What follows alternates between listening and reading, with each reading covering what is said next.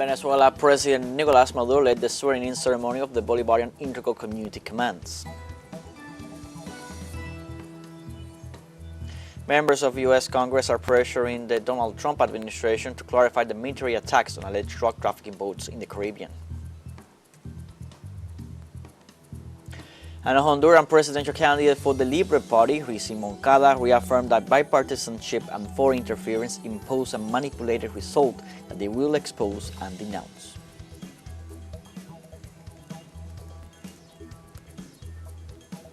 Hello, welcome from the South. I'm Luis Alberto Matos from teleSUR Studios in Havana, Cuba. We begin with the news.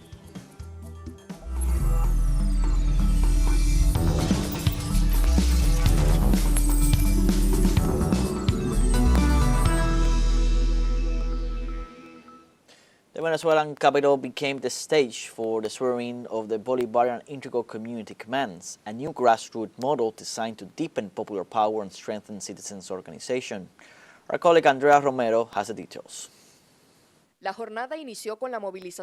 day began with the mobilization of thousands of Venezuelans through the streets of downtown Caracas, joining the 47,000 Bolivarian Integral Community Commands, the new organized body created to empower the people and strengthen unity in every community in coordination with the United Socialist Party of Venezuela.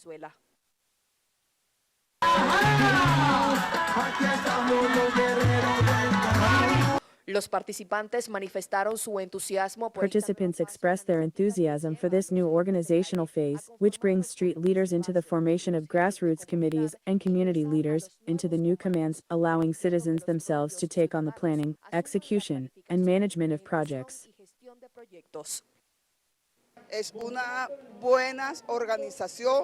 a good organization, another one to add, because all the ones we have are good. Here we will have more people united, more united fighters, more people attentive to what we are doing, attentive to our surroundings, attentive to everything, because we are carrying peace, we are carrying unity.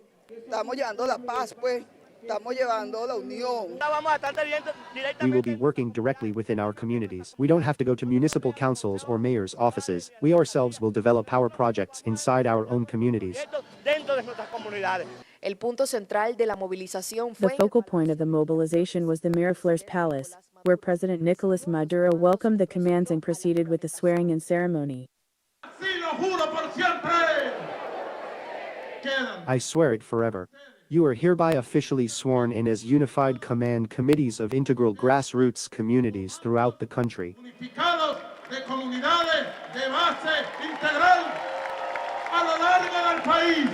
The newly established community commands receive the guidelines and the main responsibilities they will be expected to assume. What must a community command do? Immediately organize the network of grassroots committees assigned to each command, review the point and circle plan, as well as the circles of security. Revisar el plan, punto y círculo, de seguridad, defensa, producción. Defense and production. Examine all community plans to support public education, public health, and public works. Draw up the plan and put it into action. Hacer el plan y activarlo. The national leader concluded the event by reaffirming the Venezuelan people's commitment to a sovereign peace, built through unity and the defense of national dignity, despite facing 22 weeks of imperialist aggression. Queremos paz, pero paz con soberanía. We want peace, but peace with sovereignty, peace with equality, peace with freedom. We do not want the peace of slaves, nor the peace of colonies. Ni queremos la paz de las colonias. Colonia, nunca. Never a colony, never slaves. Freedom, republic, peace with dignity. That is the peace we will preserve. That is the peace we will achieve. Esa es la paz que vamos a conquistar. Through assemblies held from Thursday, November 27th, to Saturday, November 29th, the members of these structures were defined. They will serve as a vital tool for deepening the revolution and consolidating popular power. Desde Caracas, en la Cámara de Jesús Romero para teleSUR, Andrea Romero. In the United States, members of Congress, both Republicans and Democrats, are pressuring the Donald Trump administration to clarify the military attacks on alleged drug trafficking boats in the Caribbean. A report published in the U.S. media suggests that the Department of Defense may have authorized the commission of war crimes. In this scenario, the White House was forced to acknowledge that a second attack on a vessel that had already been intercepted would have killed some of the survivors. However, Secretary of Defense Pete Hegseth never released the video of this attack. Alerts about the legality of the alleged anti-drug operation in the Caribbean have multiplied, so Congress is demanding answers from Secretary Hegseth. Meanwhile, the leader of the Senate Democrats, Chuck Schumer, has assured that they will block any escalation against Venezuela.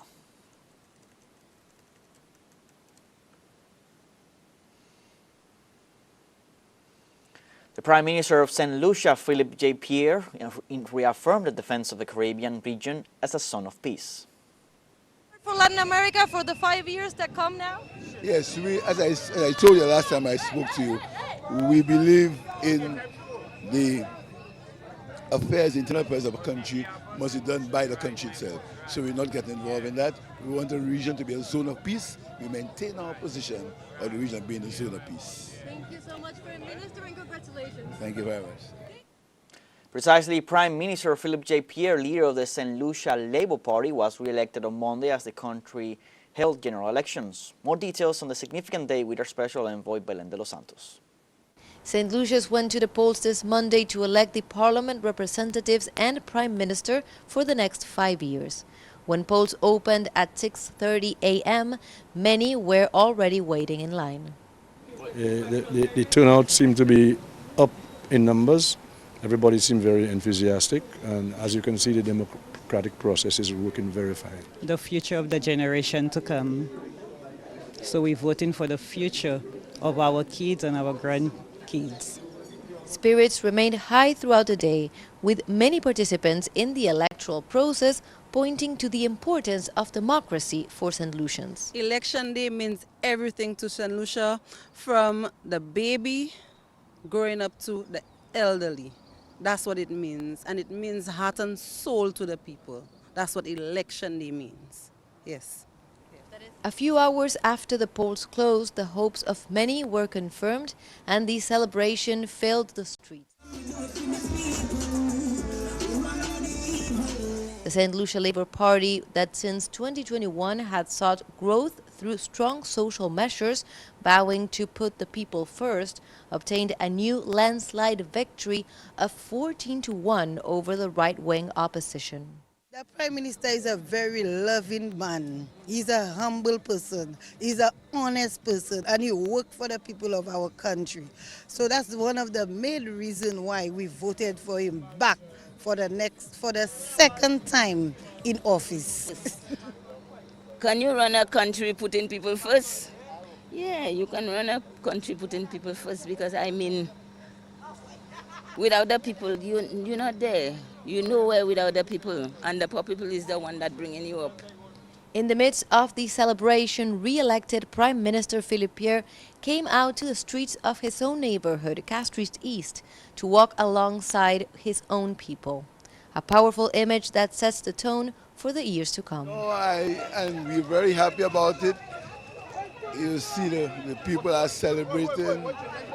It's a very important time for us, for the people. I want to thank all of them for giving us that resounding victory. Belén de los Santos, Marcos da Silva, from St. Lucia for teleSUR English. In this context, Venezuelan President Nicolás Maduro congratulated the people of St. Lucia for an outstanding example of democracy in Monday's general elections. On his social media, the president wrote, "The people of St. Lucia spoke loudly and clearly, confirming at the polls the leadership of Prime Minister Philippe Pierre and the path of social justice that he has chartered together with the Labour Party. I congratulate with respect and admiration this democratic victory, which honors the will of the people and strengthens hope for a sovereign, dignified, and united Caribbean." The president continued, "From Venezuela, we celebrate this new term alongside our brothers and sisters in St. Lucia, confident that the bond between our peoples will continue to grow based on cooperation, respect, and a shared vision of peace and prosperity. Long live the sovereignty of the peoples of the Caribbean."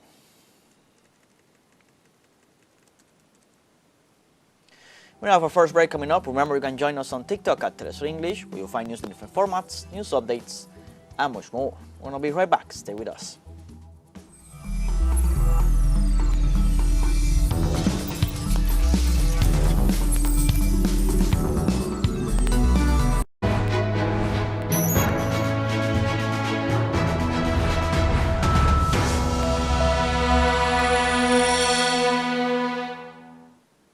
Welcome back.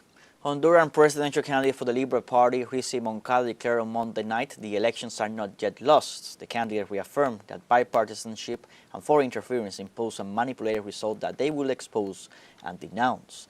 During her first press conference since the National Electoral Council announced the results, the progressive candidate reiterated her denunciation of foreign interference and data manipulation.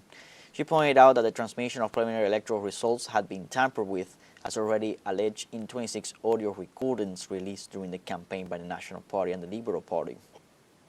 Presenting certain data, the candidate highlighted the unreliability of the Electoral Council after explaining that she called the bipartisan trap.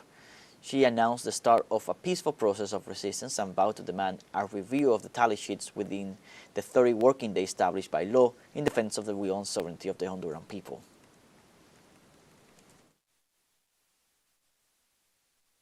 Sé que no estoy sola. Sé. I know I am not alone. I know my people accompany me with deep conviction.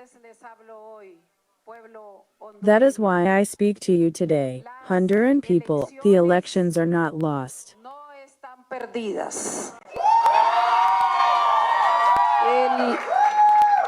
El bipartidismo nos impuso su trama electoral siguiendo la trampa develada en los 26 audios.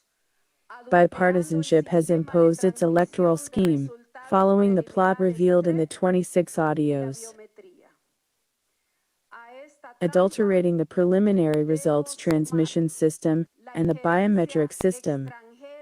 Imperial directa del presidente de los Estados Unidos, Donald Trump, quien a pocas horas de las elecciones anunció el perdón absoluto al narcotraficante. To this trap, I must add the direct imperial foreign interference of U.S. President Donald Trump, who, just hours before the elections, announced an absolute pardon for Juan Orlando Hernandez, a drug trafficker sentenced by their own courts as the chief operator, who organized a criminal cartel to traffic drugs into the United States. Un cartel del crimen para traficar droga a Estados Unidos. Moncada once again rejected what she described as the grave act of interference by U.S. President Donald Trump. Sin precedentes. In an unprecedented act in our history, the U.S. President Donald Trump condemns and threatens me for my participation, recognizing me as the principal opponent, and declaring to RIPSI that the intelligent people of Honduras would reject me como la principal oponente y diciendo a RIPSI, la gente inteligente de Honduras la rechazaría. No puedo He said he could not collaborate with Moncada and the communists, which, without a doubt, was understood by the people as coercion if their vote favored me. Como una coerción si su voto me favorecía. Declaro que mantendré mis posiciones y no me rindo. Of course, I will maintain my positions and I will not surrender. I will always stand with the people, with my values firm in the defense of my free homeland and the principles of non-interference and popular sovereignty. De la no injerencia y la soberanía popular. And U.S. President Donald Trump continues his aggressive interference in Honduras and threatens punishment if the announced election results change. On Truth Social, Trump issued a direct warning to Honduras National Electoral Council, demanding that the count continue on its own conditions and making it clear that any change in the trends could trigger retaliation. The U.S. President affirmed that the United States will not support Honduras or allocate resources if the next president does not agree with its political agenda. President Trump insists on intimidating a sovereign country while clear irregularities are known and the period for filing claims and objections are under current law is still open.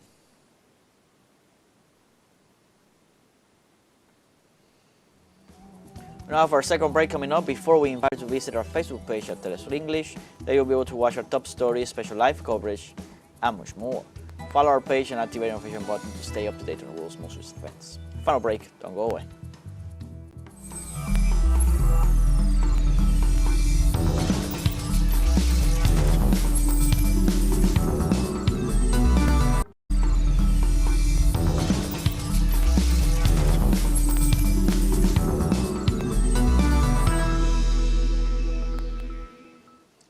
Welcome back. In Mexico, remittance income from the United States continues to decline. According to a report from the bank, these figures are partly a result of the effects of the immigration policies implemented by President Donald Trump and the trade war, which has driven up the cost of living. Antonio Aranda has the details. Las remesas son la principal fuente de divisas para México. Remittances are Mexico's main source of foreign currency, but from January to October 2025, they showed a year-on-year decline of 5.1%. Las personas que reciben estos recursos, People who receive these funds have felt the impact of the decrease in their daily lives, explains this pro-migrant activist. La gente deja de comprar medicinas, deja de pasear. People stop buying medicines, stop going out, stop doing what they used to do, because poverty is really hitting now. It is affecting the community. We see few celebrations, few gifts for the children. I can assure you, with certainty, that this Christmas will be sad, and so will be the New Year. Esta Navidad va a ser triste y el Año Nuevo. las políticas migratorias del presidente Donald Trump. President Donald Trump's immigration policies have caused fear among this segment of the population, leading many to hide, which prevents them from working and sending money to their families. Les da miedo salir a trabajar. They are afraid to go out and work, and they are eating up the little savings they managed to have over there. Secondly, they have to cover their own expenses in the United States before sending money to Mexico. This kind of situation worsens things both there and here. The level of uncertainty is the fear that ICE or immigration will catch them while they are leaving their homes. En 2024, las remesas alcanzaron un récord. In 2024, remittances reached a historic record in Mexico, totaling $64 billion. By the end of October this year, the figure stood at $51.34 billion, and this expert predicts it will continue to decline. And this decline is not really a fall, it is an adjustment. 2024 was an unusual high peak. Precisely because, given the changes and the usual threat from Trump, many rushed to send money in advance. Otro factor que ha generado la caída de Another factor contributing to the decline in remittances is the impact of the trade war initiated by Donald Trump, which has driven up the cost of everyday life. The US economy is also in crisis, meaning it has been slowing down, and the effects of trade war have impacted consumption. Therefore, as life becomes more expensive in the United States, there are few outflows of currency towards Latin America, particularly to Mexico. Para apoyar el envío de remesas de To manera support the swift sending of remittances, the Mexican government is promoting the distribution of bank cards from Financiera del Bienestar, a state-run program. These cards allow transfers with the lowest fees in the market, according to the director of the institution. Enviar de allá para acá, como ustedes bien saben. Sending money from there to here, as you well know, we've already lowered the commission from 3.99, which was already very competitive, to just $2.99. If you send $400, which is the average remittance amount, or even if you send $1,000, or up to $2,500 in one transfer, you won't pay more than $2.99. This is a very strong support that our government is providing. Obviamente a nuestros paisanos y paisanas allá. Además, usar las tarjetas de Additionally, using the Financiera del Bienestar cards will allow migrants to avoid the 1% remittance tax that the United States will impose starting January 1st, 2026. Antonio Aranda, TeleSUR, Ciudad de México.